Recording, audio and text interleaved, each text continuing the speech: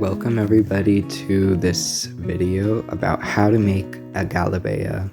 Here I have all different fabrics that I'll be using throughout the video. So I wanted to have a pattern on my galabeya, so I decided to cut all of the fabric that I had and make it straight on the edges so that I could connect the pieces easily.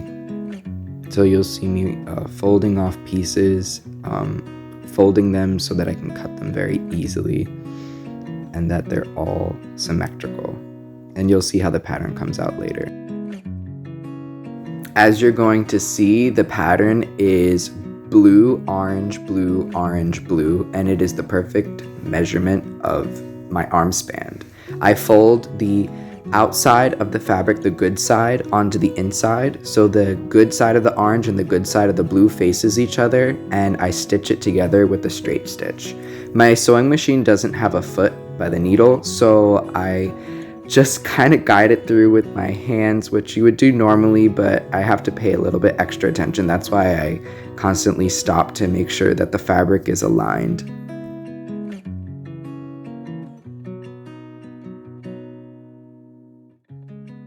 What you're about to see is the orange and the blue fabric all stitched together, and it's supposed to be seamless.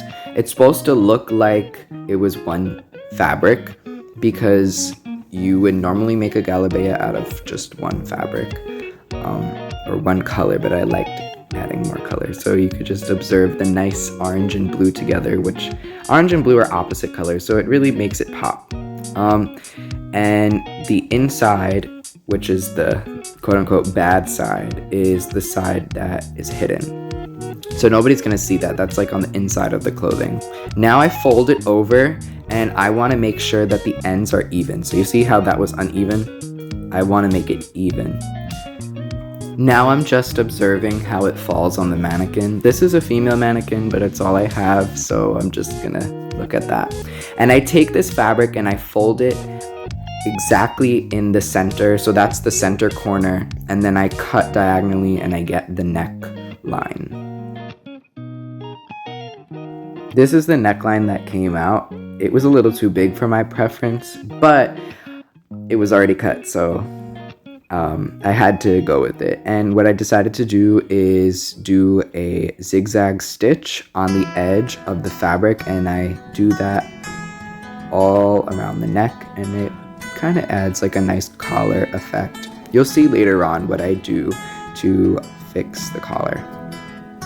Now what we have is basically, I wanted really wide sleeves, so I measured about 15.5 inches from the top where the neck is, like the shoulder line, the arm line, and then down. That was like 15.5 inches, and then 15.5 inches in, and then all the way down. And I stitch that like I would stitch a sheet together, and then I just cut the rest out. And I fix the edges at the bottom, so I fold them in. I use the pins because it was a little bit too thin for me to just like attempt without using pins, and I folded it in, and this is what you get as the final result. You can see that I fixed the collar by just adding a blue sheet, and I just folded on the inside, and it reminds me of a hood, but it was pretty fun. And this was the first galabeya that I made, which resembles a galabeya a lot more, but I did not record the process. But I hope you guys enjoy the beautiful artwork. If you're interested in knowing how to make a more traditional galabeya, you just have the chest pieces, back pieces, shoulder, neck, and sleeves. It's basically an elongated dress shirt, which, you know, these are my original sketches, and I just referenced it off of a polo that I had and just elongated the bottom. If you want to make what I just made, which is like more like a robe, these are kind of the easy steps. You stitch together the blue and orange, you fold it into a quarter, and then afterwards you cut the neck so that, you know, it's basically like a sheet with a hole for your head to stick through.